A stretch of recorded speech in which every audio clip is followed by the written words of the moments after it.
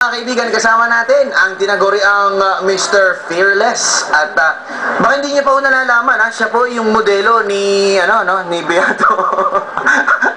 Pedro Calongso. Si Pedro Calongso, yung nakikita niyo may dalang dito yun. Sa kanya ho ginaya yun, ng isang pare. Anyway, Ronald, kumusta ang practice natin? At mukhang talagang in the group lahat ng mga players ng Ginebra kanina.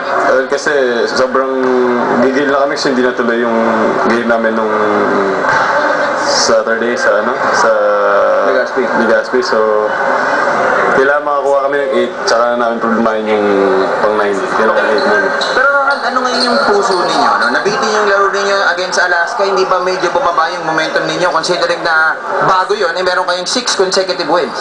Hindi naman kasi parang napagod rin kasi kami dun sa Legazpi kahit di kami naglaro. So parang practice pa rin kami, pero pagdating sa practice nung Monday, kasi buhos pa rin kami na parang gusto talaga namin na pumasok kasi galing sa baba, kaya umakyat parang mas maganda yung papahinga ka kasi sobrang pagod eh. Pero ikumpara nyo nga yung damdamin ninyo. Ito, parang napanood ko na ito last year Nagtatalo kayo, tapos nagsunod-sunod yung mga panalo nyo, nakakuha kayo ng right mix, particularly sa import.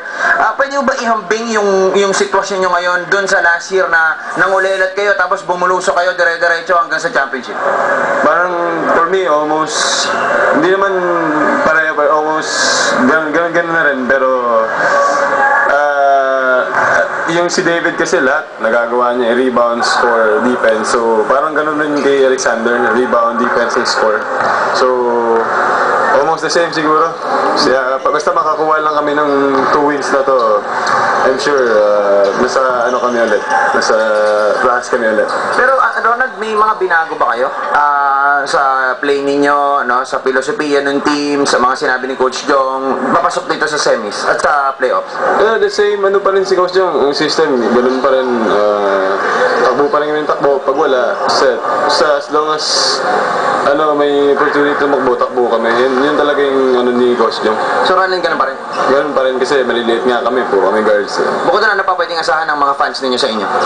Siguro, ang asahan nyo sa amin, yung spirit pa rin ng Ginebra na kahit amba kami, kahit nasa ilalim kami, never say die pa rin tayo. Alright. Ronald, alam mo, yung mga fans mo na ikompormiso ko ng isang jersey mo, naalala mo yun last year pa? Pero hindi, wag mo na to, suot-suot mo pa nang babalikan natin yan. Pero Ronald, alam ko, lagi mong gustong batiin yung misis mo at yung mga kamag-anak mo sa Iloilo. Wala tayong pagkakataon ngayon, meron tayong oras. Ronald, bumati ka na. Sa nanay ko, kapatid ko, Nay, Roel, mayong hapon sa inyo, then sa Mrs. ko, Ma, I love you.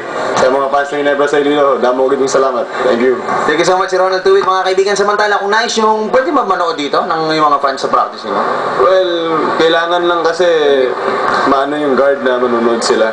So, pasensya na kung pagka may fit yung guard kasi ganun talaga village kasi ito. Oo nga eh.